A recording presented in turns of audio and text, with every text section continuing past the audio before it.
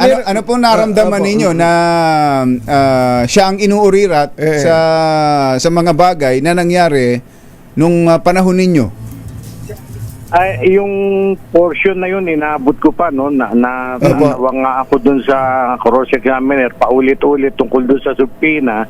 Ilang ulit nang sinabi ni director na he is not yet a director at that time. Paulit-ulit, may tanong pa na, hindi mo na pirmahan ito. Pinirmahan mo ba ito? Paulit-ulit. Kung nung ako'y judge pa at yung mga ganong klase ng cross-examination, pupukin ko ng cable sa ulo.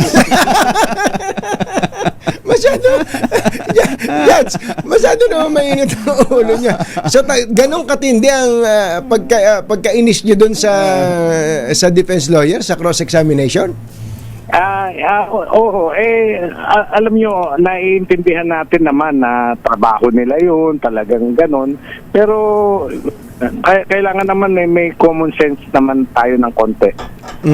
Hindi yung nagmumukha tayong tanga sa madlang people.